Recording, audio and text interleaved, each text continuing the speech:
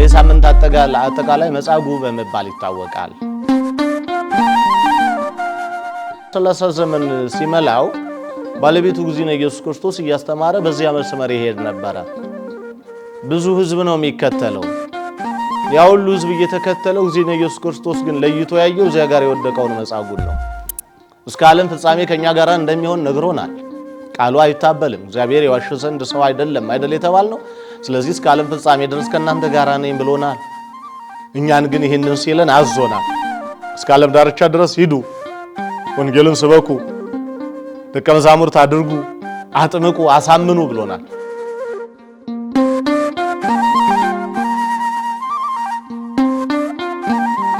በስመ አብ ወወልድ ወመንፈስ ቅዱስ አሐዱ አምላክ አሜን። ክቡራን የልዑል እግዚአብሔር ውድ ልጆች፣ የሚዲያችን ተከታታዮች በልዑል እግዚአብሔር ፍጹም ሰላም እንደምንሰነበታችሁ፣ እንደ አምላካችን እንደ እግዚአብሔር ቅዱስ ፈቃድ ዛሬ የምናየው ይህንን የዐቢይ ጾምን አራተኛውን ሳምንት ጠቅላላ ዳሰሳ ነው የሚሆነው።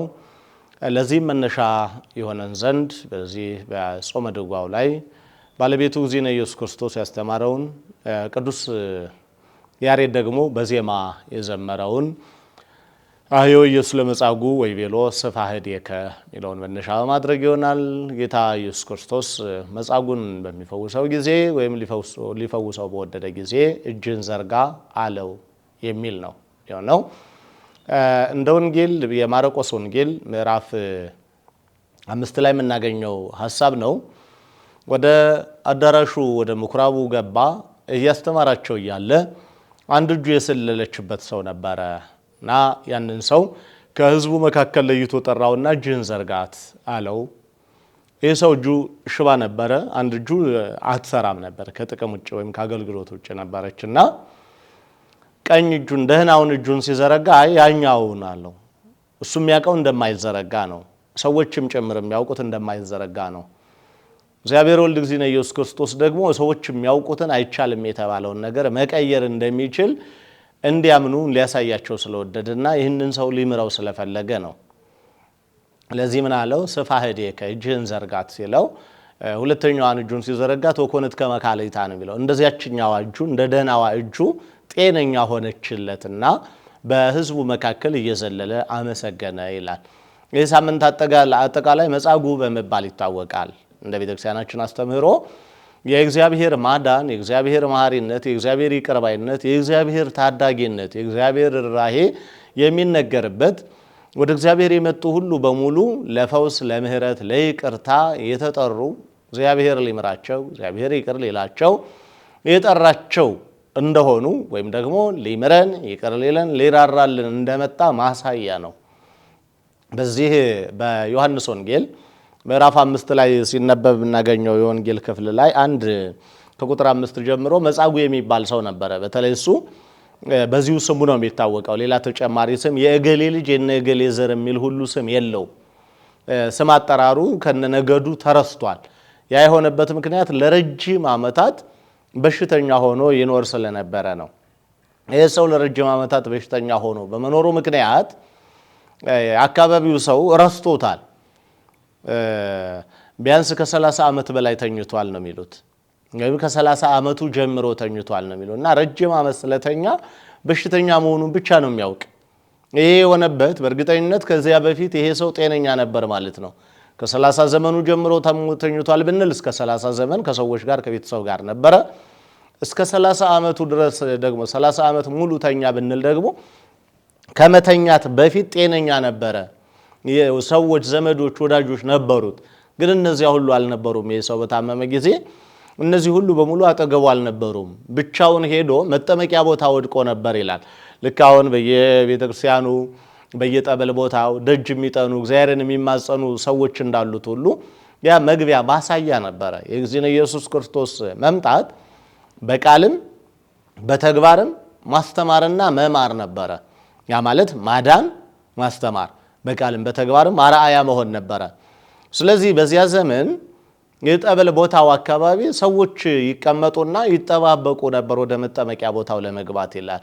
የሰውየውም ንግግርና መጽሐፍ ቅዱሱ እንደሚነግረን እዚያ ቁጭ ብሎ ይጠብቅ ነበር ከዕለታት አንዳቸው ቀን የኔ ይሆናል ብሎ ይጠብቃል በተስፋ አንዱ ቀን የሱ እንደሚሆን እንደሚድን ካለበት ደዌ እንደሚላቀቅ በማመን ይጠብቅ ነበር ግን ዘመናት አለፉ ሃይ የሚለው የለም ያገላብጠው የለም ቀኑ ጎድሎበታል ነገሮች ተበላሽተውበታል እና 30 ዘመን ሲመላው ባለቤቱ ግዚነ ኢየሱስ ክርስቶስ እያስተማረ በዚያ መስመር ይሄድ ነበር ብዙ ህዝብ ነው የሚከተለው ያው ሁሉ ህዝብ እየተከተለው ግዚነ ኢየሱስ ክርስቶስ ግን ለይቶ ያየው እዚያ ጋር የወደቀውን መጻጉን ነው ሰዎች ምናልባት ሰዎች ሲከቡን ቀኙም ግራም አጃቢ ሲበዛ ነገሮች ሲስተካከሉልን ቀን ሲደላን ሰዎች እንረሳለን በተለይ የወደቁትን ሰዎች አናይም አይደለም የወደቁት ቀን የጣላቸውን የቆሙትንም ቢሆን አብዛኛውን ወደ ላይ የሚያስጠጉን ካልሆነ በልካችን ያሉትን እንረሳለን እንዘነጋለን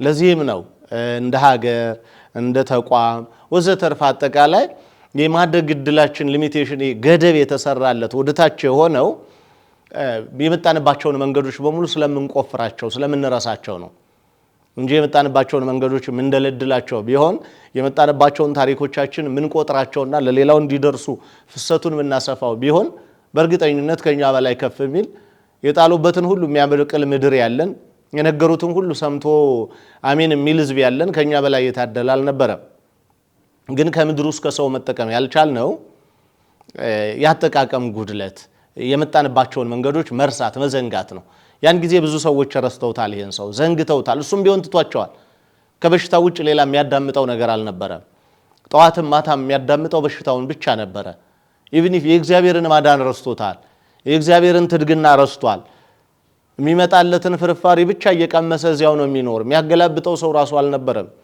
ግዚነ ኢየሱስ ክርስቶስ ሲመጣ አቤቱታውን ማቅረብ ነው የፈለገው እርዳታ ነው የፈለገ ሲጀመር በዚያ ልክ መዳንን አይደለም ፈልጎ የነበረ የሰው በእርግጠኝነት በዚያ ልክ ያድነኛል ብሎ አላመነም ተስፋ አላደረገም ግን ብዙ ሰው ይከተለው ስለነበረ የሆነ ሳንቲም ተለቃቅሞ ተሰብስቦ ይረዱኛል ወይ ደግሞ ከነዚህ ከተሰበሰቡ ሰዎች ይመድብልኝና ወደ ውሃ ወደ መጠመቂያው ቦታ እንዲያደርሱኝ ያደርጋል አይነት ሐሳብ ነው የነበረው ሰውየው ልትድን ትወዳለህ ወይ ተብሎ ሲጠየቅ ስለመዳኑ ሰው ስለመሆን ስለመመለስ ስለመለወጥ ሲጠየቅ እሱ ግን ምንድነው ያለው ሰው አልባነቱን ነበር የተናገረው ሰው የለም በዙሪያዬ ሰዎች በሙሉ እነዚህ በሙሉ መታያቸው ሰው አላቸው ቀኑ ሲደርስ ወደ መጠመቂያው ወስዶ የሚያደርስ ሰው አላቸው እኔ ግን ሰው የለኝም ስለዚህ መቼም የመዳን እድል የለኝም ነው ክርስቲያን በህይወቱ አልድንም አላገኝም አልችልም ስኬታማ አልሆንም ውጤታማ አልሆንም አይልም እንዲልም አልታዘዘ አንደኛ ሰው ለሌላቸው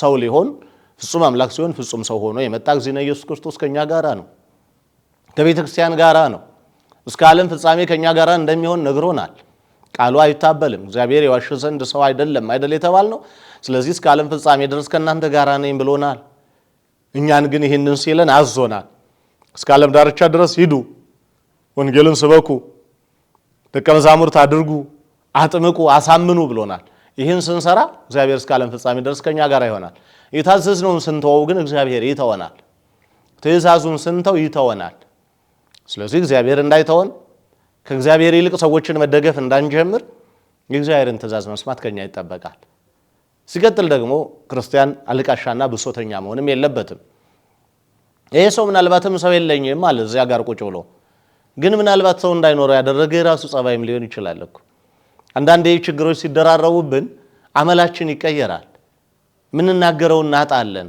ማንን ምን ማለት እንዳለብን ከማጋር ምን ማውራት እንዳለብን ሁሉ ግራ ይገባናል ያን ጊዜ ነጭናጫዎች እንሆናለን ያን ጊዜ ብስጮች እንሆናለን ለሁሉ ነገር በቃ በብስጭት ካልሆነ በኃይል ካልሆነ ከድምጻችን ጀምሮ ኃይለኛ ቃል ቶን ካላወጣን በቀር የተረዱንም አይመስለን እንደዛ ስለተናገረን ግን ለውጥ ምናመጣ ይመስለናል አይደለም በየትኛውም አጋጣሚ ይሁን እግዚአብሔር ያለው ሰው ሙሉ ነኝ ብሎ የሚያስብ ሰው ሙሉ አምላክ ሙሉ የሆነ አባት ሳይጠሩት የሚሰማ ሳይጠይቁት የሚሰጥ ሳይለምኑት የሚያደርግ ጉድለትን ቀድሞ የሚያቅ ለነገ የሚያስፈልገንን አስቀድሞ ያዘጋጀ ፈጣሪ እንዳለን ካመንን ነገሮችን ሁሉ በእርሱ ላይ መጣል እንጂ ሰው አለኝ ሰው የለኝም ይሄን ምን ቆጥር ከሆነ ጊዜኛ አይደለም ቀኑ የነንተና ነው አንዳንዴ ቁጭ ብለን በስንፍናችን ምክንያት ሁሉ ነገሮቻችን እናጣና ምን አለብህ አንተማ ባለ ጊዜ ብላ ጠጣ ምን አለብህ አንተማ ባለ ጊዜ ነህ ልበስ እንላለን እኛ እንዳንለብስ የከለከለን እንዳንበላ እንዳንጠጣ የከለከለን ምናልባትም የራሳችን ስንፍና ብቻ ቢሆንስ? ይሄ ሰው እዚያ ተኝቷል 30 ዘመን ሙሉ ሲኖር ቢያንስ ወደ መጠመቂያ ቦታ የሚያደርሰው ዘመድ መፍጠር አቅቶት ነው? አንድ ሰው 30 ዘመን እዚያ ከተኛ ስለ እግዚአብሔር ብሎ ራርቶ እንኳን ወደ ጠበል ቦታው የሚያደርሰው አንድ ወዳጅ ማፍራት አለመቻል ማለት ይሄ ሰውዬ ችግር አለበት ማለት ነው። ከጀርባው መጀመሪያውኑ የጠባይ ችግር አለበት፣ የእምነት ችግር አለበት፣ የስነ ምግባር ችግር፣ የባህሪ ችግር አለበት ማለት ነው። ጠባዩ ተበላሽቷል ማለት ነው እንጂ በየቤተክርስቲያኑ ደጅኮ 2 ዓመት 3 ዓመት የቆዩ ሰዎች እንኳን ዘመዶቻችን አድርገን ደህና ዋሉ አባባ ደህና ዋሉ ማማ ብለን ራፊ ጨርቅ ትንሽ ቁራሽ ይዘንላቸው እንመጣ አይደል እንዴ? ለበዓል ሲሆን ወይ ቤት ጠርተን ወይ ፈትፍተን የምንሰጣቸው መንጎበኛቸው ሰዎች አሉ አይደል እንዴ? 30 ዓመት ሙሉ እዚያ ደጅ ላይ ወድቆ ሲኖር አስተዋሽ ያጣው አንደኛ ከሳሽ ነው ማለት ነው። የሰው በባህሪው ስለመዳን እየተጠየቀ ሰው የለኝም ስለሚል ነገር ነው ያነሳ የነበረው። እኛ እግዚአብሔር እየጠየቀን ያለው አሁን ስለመዳን ነው። እንደ ሀገር መዳን ትፈልጋላችሁ ወይ? እንደ ቤተክርስቲያን መዳን ትፈልጋላችሁ ወይ? እንደ ግለሰብ መዳን ትፈልጋላችሁ ወይ ነው እየተባልን ያለ ነው። ስለዚህ እንደ ሀገር መዳን ከሆነ የምንፈልግ አዎ ጌታዊ መዳን እንፈልጋለን እንበል። አዎ ጌታዊ ልንድን እንፈልጋለን፣ ጤነኛ መሆን እንሻለን፣ ሰላም እንሻለን እንበለው። ብቻችን ስለ ሰላም ሺህ ጊዜ ብንሰበሰብ ሺህ ጊዜ ነጭ ርግብ ብንለቅ ሰላም በረዶ አይደል ከላይዘን ከእግዚአብሔር የሆነ ምህረት እንዲሰጠን ከእግዚአብሔር የሆነ በረከት እንዲሰጠን መጀመሪያ ባለን ነገር እናመስገን። የተሰጠንን በሙሉ ተመስገን ብለን እንቀበል። ከእግዚአብሔር የሆነ ሁሉ ለበጎ ነው፣ ካንተ የሆነ ሁሉ ለበጎ ነው እንበል። ካንተ የሆነ ሁሉ ለበጎ እንዲደረግ ለመልካም እንደሚሆን እናውቃለን እናምናለን እንበል። እንመን እንቀበለው። ያን ጊዜ እግዚአብሔር ባመነው ልክ አይደለም ካመነው እጥፍ ይሰጠናል፣ ይባርከናል። ይህ ሰው አጉረምራሚ ነው፣ አልቃሻ ነው። በእርግጠኝነት አጠገቡ ያሉ የኔ ቢጤዎች ሁሉ በሙሉ ተጠማቂዎች የራቁት ጠባይ ስለሌለው ነው።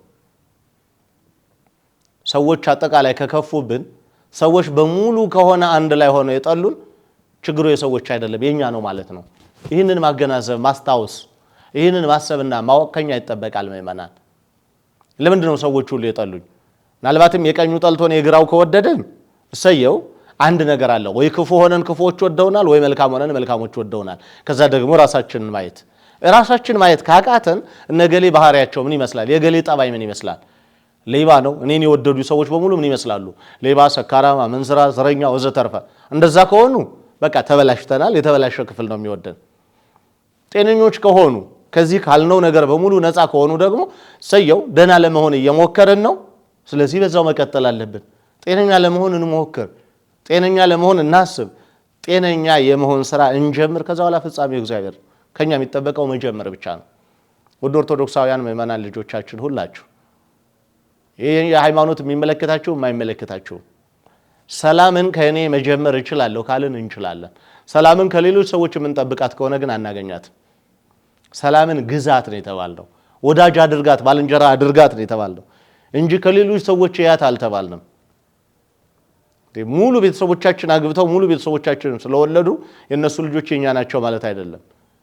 አዎ እንደ ልጆቻችን ናቸው፣ ግን ወልደን በስማችን ለማስጠራት የግድ መውለድ አለብን። የሌሎች ሰላም የኛ ሰላም አይደለም። እውነት ነው ሌሎች ሰላም ሲሆኑ ለኛም ሰላማቸው ይተርፈናል። ግን ከኛ የሆነ ሰላም ወደ እነሱ የሚጋባ ወደ እነሱ የሚተላለፍ ሰላም ደግሞ ያስፈልጋል። ይሄ ሰውዬ ጤናማ ባለመሆኑ ምክንያት ወድቆ ዘመናትን አስቆጥሯል። እግዚእነ ኢየሱስ ክርስቶስ ሄዶ ሲጠይቀውም ያቀረበው ይሄንኑ ነው። ይሄው እኛ የሰው ልጆች 5500 ዘመን ስናለቅስ ኖርን፣ አለቃቀስን፣ አቤቱ አልን፣ ተማለልን። መጣ መዳን ትፈልጋላችሁ ወይ አለ። ይሄው ማይከለ ምድር ተሰቀለ፣ እጆቹን አመሳቅሎ እንካችሁ ብሉ አለ። እንግዲህ መዳን ተወዳላችሁና አለን። አዎ ጌታ ሆይ ብሎ መምጣት የኛ ድርሻ ነው። አይ አልፈልግም፣ እሱም የኛ ድርሻ ነው፣ መብታችን ነው። አስገድዶ እግዚአብሔር ይሄ ፕራይቬሲ ነው የሚባለው ባለሙ ነፃነትን እግዚአብሔር ፍጹም የሆነ ነፃነት ነው የሰጠው።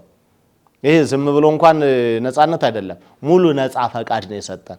እሳትም ውሃም ተቀምጧል። መርጦ መጠቀም የኛ ድርሻ ነው። ድሃ ሆኖ መኖር፣ በእግዚአብሔር በረከት ተመልቶ ተባርኮ መኖር ሁለቱም የኛ ድርሻ ነው። እነዚህ ሁለቱ ተፈቅደውልናል። ስለዚህ መርጠን መጠቀም የኛ ድርሻ ነው። ተወደዳችሁ ምእመናን ሀገራዊ ሰላም የሚያስጨንቃችሁ፣ ቤተክርስቲያናዊ ሰላም የሚያስጨንቃችሁ፣ የወጣቱ ስራ አለማግኘት፣ የአረጋውያን በእንባ መመላት፣ ምድራችን በደም መታጠቧ የሚያሳስበን በሙሉ እንደ መጻጉዕ ይሄ ድል ዛሬ ወደኛ መጥቷል። ይሄን ቃል ከሰማንበት ጊዜ ጀምሮ ልትድን ትወዳለህን የሚለውን እናስበውና አሁን በል። ይሄ ሰው ሲጠየቅ አሁን ነው ከሱ ቢጠበቀው።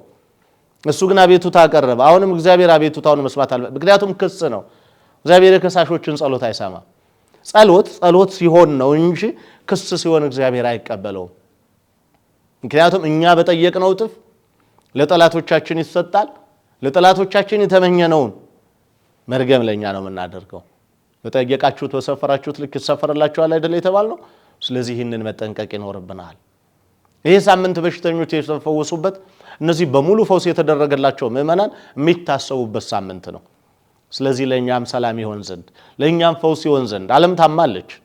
ዓለም የእግዚአብሔር ማዳን የጌታ ማዳን መጥቶ እግዚአብሔር ቀርቦ ሳለ ጥሩት፣ በማዳኑ ሰዓት ጩሁ ተብለን ተነግሮን እጄ ከማዳን ከአላጠረችም ምህረቴ ከናንተ አራቀችም ብሎ የነገረን እግዚአብሔር ይሄው ማይከለ ምድር ተሰቅሎ አሁን ያውም የተሰቀለባት ምድር የጦራው ድማ ሆናለች። እነ ቅዱስ ጳውሎስ ወንጌልን የሰበኩባት፣ እነዚያ ጀግና ሐዋርያት፣ እነዚያ ጀግና ነቢያት እነ ዮናስ ሄደው ወንጌል የነገሯት፣ ወንጌል ይሆናል ይመጣል፣ ኦሪትን ትንቢትን ደግሞ ሆኗል ተደርጓል ብለው ያስተማሩባት ታላቋ ኢራቅ፣ ሌሎችም እንደዚሁ እያየን ነው። ታዲያ ከዚህ ካልተማርን ነገ በእርግጠኝነት ያ ዕድል የኛ ይሆናል። እና መጻጉዕ ተጠየቀ። አዎ እሺ እኔ ወደ ወንዙ የሚጥለኝ አጥቼ ነው እንጂ ዝም ብሎ መዳን ከተቻለ እሺ ድናለሁ እፈልጋለሁ፣ አልጋን ተሸከምና ሄድ ነው የተባለው። ያስፈቀደው በምክንያት ነው። ፈቃዱን የጠየቀው በምክንያት ነው። ባይጠይቀው ኖሮ ሳልፈልግ አዳነኝ ስለሚል በኋላ ተከታይ ሐሳብ ስላለው ነው። ሰዎች ብዙ ጊዜ ለማንም ስናደርግ ምንም ወደ ኋላ ይሄ ሊሆን ይችላል ብለን የምንገምተው ነገር ካልሆነ በቀር የምናውቀው የለንም። እግዚአብሔር ግን ያውቃል። ኢየሱስ ክርስቶስ ግን ያውቃል። የጠየቀው ስለሚያውቀው ነበር። እኛንም ስለሚያውቀን ነው እየጠየቀን ያለው እኮ። በሕማም የሚጠይቀን፣ በደዌ በረሃብ በጦርነት እየጠየቀን እኮ ነው። መዳን ትፈልጋላችሁን እያለን ነው። መዳን የሚፈልግ ሰው አዎ ጌታ ሆይ መዳን እፈልጋለሁ ብሎ መመለስ አለበት። ወደ እግዚአብሔር በመሄድላ ወደ እግዚአብሔር በጦም አሁን ያለንበት ሰዓት የጦም ሰዓት ነው። 55 ቀን ሙሉ እንጦማለን። ግን ከምግብ ከሆነ ምን ጥቅም አለው? እኔ እንዳውም በአንድ ነገር እስማማለሁ ምእመናን፣ በእርግጠኝነት ሳናምን ምንጦም ከሆነ ይልቁንም በልተነው እስኪ በፍቅር እንኑር። ሳናምን ከምግብ ተከልክለን 2 ወር ሙሉ ከምንቀመጥ ያን 2 ወር በልተነው እስኪ በፍቅር እንኑር። ከጦም መልስ ሰው ለመደብደብ ወደ ቅዳሴ ከመምጣታችን በፊት ሰው ከእንጀራ ለማፈናቀል ምን ያደርጋል? ጦም ሲጀመር ጦም የተባለው ይሄ ሊና አይደለ? ይሄ ሰው እኮ ሊናው ስላልጦመ ነው አንደበቱ ያልጦመው። አልጋን ተሸክመ ሄድ ተባለ። ከነኮተቱ አልጋውን ተሸክመው ሲሄድ ግን ሰዎች አገኙት። እንዴት ዳንክ ብለው ታሞ ቁራሽ እንጀራ ያልሰጡት ሰዎች ሲድን ግን አፋጠው ያዙት። ለምንድን ነው የዳንከው? ማን ያዳነ? እንዴት ልትድን ቻልክ አሉት። ማን እንዳዳነኝ አላውቅም፣ ብቻ ግን አልጋን ተሸክመ ሄድ አለኝ። ይኸው ተሸክመ እየሄድኩ ነው። የሆነ ሰውዬ ነው ብታዩ ታውቀዋለህ አሉት። አዎ አውቀዋለሁ። ህዝብ መሃል ነው ሄዶ በጥፊ የመታ። ይሄ ነው አድነኝ ሳልለው ያዳነኛል። እንዲህ አይነቱ ሽታሞች አሉ። እርዱን ብለው ደርሰንላቸው፣ ራበን ብለው ረሃባቸውን አስታግሰን፣ ተቸገርን ብለው ጥግ ሰተን፣ ራበን ብለው አጉርሰን፣ በረደን ብለው አልብሰናቸው ምናልባት ልክ እንደ መጻጉዕ ጥፊ የጋበዙን ሰዎች ይኖራሉ። ግን እነርሱን በብድር በዛው በአጻፋው በጥፊ አይደለም። አባቶ የሚያደርጉትን አያውቁምና ይቅር በላቸው። ይህን እንድንል ነው የታዘዝነው። እንደ ክርስቲያን ይሄ ነው ለኛ የሚደረገው። እኛ እንድናደርገው የታዘዝነው ይሄ ነው። ውድ ክርስቲያኖች፣ ውድ ኢትዮጵያውያን፣ ትላንትና የነበረው ታሪካችን ይሄ ነው። ጠላቶቻችንን ሳይቀር መሞት የለባቸውም። መስሏቸው የሚያሸንፉ መስሏቸው የሚወሩ መጥተዋል። ነገር ግን ተማርከዋል። ምርኮኛ አትግደሉ እስከሚለው ድረስ ታሪካችን ይሄ ነው። ስለዚህ እርስ በርስ መገዳደል፣ ስለዚህ እርስ በርስ መገፋፋት ደግሞ አትርፎ ኃጢአት መስራት ነውና ይቅርብን። አሁን እንደ ሰው እናስብ። ሀገራችን እንድታድግ፣ ትውልዱ እንዲያድግ፣ ቤተክርስቲያን እንድታድግ፣ ሃይማኖታዊም ዓለማዊውም ልማት ሞራላዊ ይሄ የስነ ልቡና እድገቱም የአካል እድገቱም እንዲቀጥል ሰላም ያስፈልጋል። እዛ የሰላሙን ሰው ነው የመታው። የሰላም የሰው ተብሎ የተዘመረለትን መድኃኒት ኢየሱስ ክርስቶስን ሄዶ በጥፊ መታው።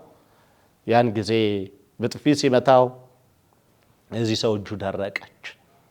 የኛ ምድራችን የደረቀው ጓዳችን የደረቀው አላውቅህም ብለነው ሌቦች ሆነንበትስ ቢሆን ዘማውያን አመንዝራዎች ሰካራሞች ሆነንበትስ ቢሆን ጓዳው የደረቀው ምናልባት ሰፍሳፋ ገብጋባዎች ሆነን ቢሆንስ ሁሉ ነገር የመከነው ባዶ የሆነው ያስተዳደር ስርዓታችን የመካባበር ስርዓታችን በሙሉ የደረቀው እግዚአብሔርን አናውቅህም ብለን ቢሆንስ የተፈወስንበትን ቀን ረስተነው ቢሆንስ ስለዚህ እንመለስ እናስታውስ ወደ እግዚአብሔር እንመለስ የትላንትናውን ቀናችን እንዲያድስልን ትላንት የነበረ ጉድለታችን የሞላ እግዚአብሔር ነገ በእጥፍ በረከት እንዲባርከን ወደ እርሱ እንመለስና እንስማው ያን ጊዜ የሚሰሙ ጆሮዎች ያን ጊዜ ወደቀ የሚያነሱ እጆች ያን ጊዜ ወደ ተቸገሩት የሚሄዱ እግሮች ወደኛ ይመጣሉ ይሄ ሰው ታሪኩን በእንዲህ አይነት መንገድ አበላሸ የሚገርማችሁ ወደዚህ ሰው የመጣ ጌታ አንድ ሌላ መውር እዚያው ዮሐንስ ወንጌል ምዕራፍ 9 ላይ ያገኘ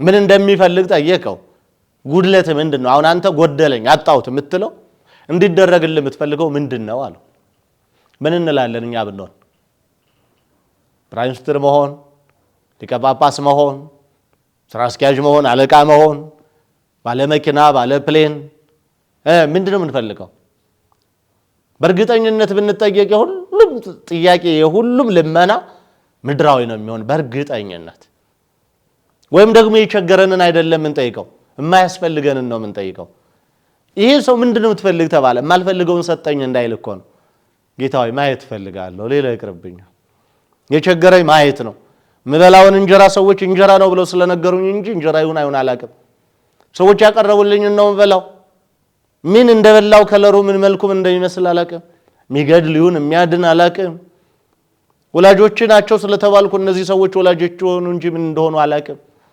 ጌታ ሆይ ማየት ብቻ ነው መፈልጋል ዕውራንን እንዲያዩ ሊያበራላቸው የመጣው እውነተኛው ብርሃን ኢየሱስ ክርስቶስ ምንድነው ያለው ወገብረ ጽውረ በመራቁ አየወለ ዕውር ይላል እንትፋለ ወደ ምድር ጭቃ አድበለበለ አይኑን ቀባው ዮሐንስ 9 ነው እየነገርኳችሁ ያለሁት ምናልባት በኋላ ወደ ቅዱስ ያሬድ ወስደው ግራ እንዳይገባችሁ ብዬ ነው ዮሐንስ 9ን አንብቡት ጭቃ አደረገ አድበለበለው ከዛ አይኑን ቀባና ሄድና ታጠብ ሰሊሆም ወደሚባለው መጣመቂያ ክፍል አለው ምን ጊዜም ወደ ጠበል ቦታ ሪፈር መላክ ለክርስቲያን ግድ ነው ለታመመ ሰው ግዴታ ወደ ጠበል ቦታ መላክ ወደ ካህናት መላክ ግዴታ ነው ራሱ እግዚአብሔር ነው የላከው እኮ ቢያንስ አሁን በዓለሙ ደረጃ ሪፈር የሚደረገው ከታችኛዎች ሕክምና ማዕከላት ወደ ሪፈራል ሆስፒታል ነው እሱ ግን ሪፈራሉ ሆስፒታል ራሱ እግዚአብሔር ኢየሱስ ክርስቶስ ወደ ታችኛው ክፍል ነው የላከው ለምን ኦርደሩን ጠብቆ እንዲመጣ መዳን ባለበት ልክ እንዲመጣ ለምሳሌ ሕክምና ማዕከል ሄድን እንበል ዶክተሩ ጋር ቀጥታ ብንገባ ካርድ አውጥታል ነው የሚለን ካርድ አውጣና ነው ኦርደሩን ጠብቆ ቀደም ተከተላለው ማመን ከዚያ በኋላ አብነን ለህጉ ለሥርዓቱ መታዘዝ መገዛት ያን ቀደም ተከተል ጠብቆ መምጣት ጌታዬን ባቋራጭ እግዚአብሔርን ባቋራጭ ብሎ ነገር የለም ባቋራጭ የንግዱ ዓለም ብቻ ነው ያንንም ሌባ ነጋዴ ሲኮን ባቋራጭ የፖለቲክሱ ዓለም ነው እሱንም ሌባ ሲኮን ህሊና አልባ ሲኮን ካልሆነ ግን አይቻልም ይህንን ማመን ሁሉ ጊዜ ይኖርብናል ሄደ ታጠበ አይኑ በራለት እና ቅዱስ ያሬድ ይህንን ምናል ሲያብራራው በድጓው ጽውር ያውር ህያው አይነ ውቱኒ ገብረ ጽውረ በመራቁ ወቀበለ ዕውር ዋህየው እነሆ አይናችን ውስጥ ትንሽ ጉድፍ ትንሽ አፈር ስትገባ አይናችን ታስለቅሰዋለች ሙርጭቃ ሲሆን ደግሞ አይን ያጠፋል የተመረዘ ስለሚሆን የቦካ ስለሚሆን ስለቆየ ስለተመረዘ መርዛማ ሊሆን ስለሚችል አይን ያጠፋል በባህሪው አፈር ገብቶበት ሰው አይኑ በርቶለት አናቅም እርሱ ግን አለ ጭቃውን አድበለበለ ቀባው አይናማ አደረገው ይሄ ሆኖ አያውቅም እግዚአብሔር ሲል ግን ይሆናል እርሱ ሲል የማይሆን ነገር የለም አይችሉም የተባልነው አይደል እንዴ ይሄው ችለን ያለ ነው አያልፉትም ተብለን ስንት ዘመናት እኮ ተነግሮብናል ግን አለፍናቸው እኮ እንዴ ዓለም በእኛ ዙሪያ ስብሰባ አላደረገችም እንዴ ስንት ጊዜ ተሰበሰቡ ግን ቻልነው እኮ አለፍነው ያንን ሁሉ ስንቱን ነገራት አልፈናል ስንቱን ጋራ ወጣ ነው ስንቱን ቁልቁለት ወረድ ነው ስንት ተደገሰ ግን ድግሱን እኮ የደገሱልን ሰዎች በሉት እኛ እግዚአብሔር ይመስገን በነጻነት የሰላም ድግሳችን ወንጌላችን እየበላናለን ስለዚህ የተወደዳችሁ ክርስቲያኖች እኔና እናንተ አሁን የሰላም ድግስ ወንጌሉ የሰላም ድግስ አገልግሎቱ ማህሌቱ ሰዓታቱ ቅዳሴው አለ በዚህ ውስጥ ደግሞ እውነተኛው ምግብ እውነተኛው ድግስ የሕይወት ራስ ክርስቶስ ኢየሱስ እኔና እናንተ ጋር እንካችሁ ብሎ መጥቷል። ይህንን እንበላው ዘንድ የመጣ የሕይወት ራስ፣ ይሄ የሕይወታችን መሰረት፣ የመኖራችን ትርጉም፣ ዋስትናችን ኢየሱስ ክርስቶስ ሕሙማንን በሙሉ የፈወሰበት ሳምንት ነው። ስለዚህ የታመምን በሙሉ ከደዌ ሥጋ ይልቅ ደዌ ነፍስ ያስቸገረን በሙሉ ነፍሳችን የታመመችብን በነፍስ የዛልን በአስተሳሰብ የደከምን በአመለካከት የታወርን ሁሉ ወደ እግዚአብሔር እንሂድ። ያን ጊዜ በእርግጠኝነት ይበራልናል።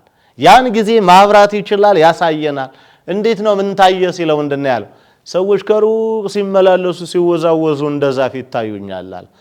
ሰው እንዲህ ነው፣ ሲወዛወዙ ታዩኝ ይታዩኛል አለ። ከዛስ ሲለው መልካም አሁንስ ምን ታያል? አሁን ደግሞ ጎላ ብለው ይታዩኛል አለ። አሁንስ አለ አሁን ሙሉ በሙሉ አየው። እኛ በአንድ ጊዜ ማየት በአንድ ጊዜ መጽደቅ ነው አይደል የምንፈልገው? አይቻልም እንደዛ። ጽድቅ ሂደታዊ ነው። የእግዚአብሔርን መንግስት መውረስ ድህነት ሂደታዊ ነው። ዛሬ ነገ ከነገ ወዲያ እያለ ነው የሚቀጥል። ስለዚህ ይህንን እንለማመደው፣ ይህንን ተግባራዊ እናድርገው። ዛሬ የምንችለውን ሰርተናል፣ ነገ የምንችለውን እናደርጋለን፣ ከነገ በኋላ የምንችለውን እናደርጋለን። የምንችለውን መልካም የሆነ ነገር ሁሉ እያደረግን መላከ ሞት ይመጣል፣ ባለን ልክ ይዞን ይሄዳል። የእግዚአብሔር ቸርነት ግን ለመንግስተ ሰማያት ያበቃናል እንጂ በሰራነው ልክም ገነት አንገባ። በመስጠት ቢሆን ስንቱ ዓለማት ጊፍት ሰጡ እኮ። የእርዳታ ድርጅት ተቋማት አሉ አይደል እንዴ? ግን እሱ ጊፍት ነው። በቃ ጊፍተሮች ናቸው፣ ይሰጣሉ፣ ሰጪዎች ናቸው። እርዳታ ተቋማት ናቸው። እርዳታችን ምጽዋት የሚሆነው ሐሳብ በራሱ ምጽዋት ነው። ሐሳብ ለቸገረው ሰው በተለይ በዚህ ዘመን እኔ ደና ምጽዋት የሚመጸውተን ዘመድ ካለ ሐሳብ የሚመጸውተን ሰው ነው። የለም ሐሳቡ የደረቀ የተመታበት ህዝብ ነው ያለው። ላይ ጀምሮ እስከ ታች ድረስ ባዶ ሆነን መክነናል። ሃይማኖት አባቶችም እንደ አቅማችን እንፈራገጣለን፣ ግን ከ75% በላይ መካን ነው አይምሮአችን፣ አስተሳሰባችን፣ ነገሮቻችን መክነዋል። ለዚህ አይደል እንዴ ሌሊት ሰዓታቱ አለ፣ ጠዋት ስብሐተ ነግ አለ፣ ኪዳን አለ፣ ቅዳሴው አለ፣ ጉባኤው አለ፣ ሰርክ ምህላው አለ። ይሄን ሁሉ ጮህን እልቂት የምናወርደው እኮ ስለ መከንን እኮ ነው፣ ባዶ ስለሆንን እኮ ነው። መካኖች እግዚአብሔር ውለዱ ሲላቸው ይችላሉ።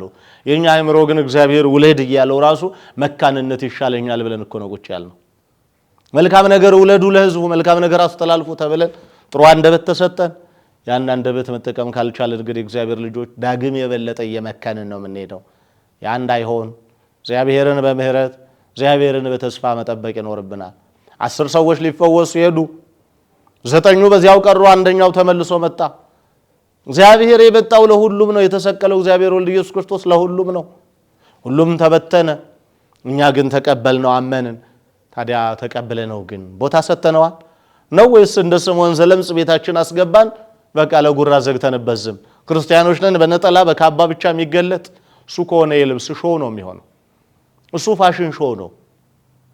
ካባ መቀያየሩ፣ ቀሚስ መቀያየሩ፣ ጋቢ መቀያየሩ፣ ቤተክርስቲያን ስትመጡ እናቶች አባቶች ልብስ ቀያየሩ፣ አንድ አይነት ዩኒፎርም ሽፎኑንም ጥበቡንም ማሰፍቶ መምጣቱ እሱ ሾው ነው፣ የልብስ ማስታወቂያ ነው። ከአናውንስመንት የዘለለ አይደለም። ክርስትና እንዲሆን በህይወት እንኑረው። ክርስትና እንዲሆን የምናምነውን እንናገር፣ የተናገርነውን ደግሞ እንኑር። የምናዝንለት የምናስበው አልተሰበከም፣ አልተማረም፣ ተጎድቷል፣ ተረስቷል የምንለው ማህበረሰብ ካለ የምንችለው እኛ የምናውቀውን ብቻ እንንገረው። እኛ የምናውቃትን ስንነግረው እግዚአብሔር አብዝቶ ይተረጉምለታል። ካልሆነ ግን የምናውቀውን ክፋት የምናውቀውን ደግነት ትተን የማናውቀውን ክፋት የምንነግረው ከሆነ እኛ ሞተን ትውልዱን የመግደል ስራ ላይ ነን ማለት ነው። ስለዚህ እኛ ድነን ሌሎቹን ማዳን እንድንችል የእግዚአብሔር ጥያቄው ገብቶን አዎ መዳን እንፈልጋለን ጌታ ሆይ ልታድነን የመጣ እውነተኛው መድኃኒታችን አንተ ነህ፣ ማረን፣ ራራለን፣ ይቅር በለን ብለን በፊቱ እንድንማለል እንድንማጸንና ምህረት ቸርነቱ እንዲደረግልን አምላካችን የልዑል እግዚአብሔር በጎ ፈቃዱ ይሆንልን። ለሀገራችን፣ ለሕዝባችን፣ ለቤተክርስቲያናችን ጽኑ ሰላምና መረጋጋትን ያድልልን። ይቆየን።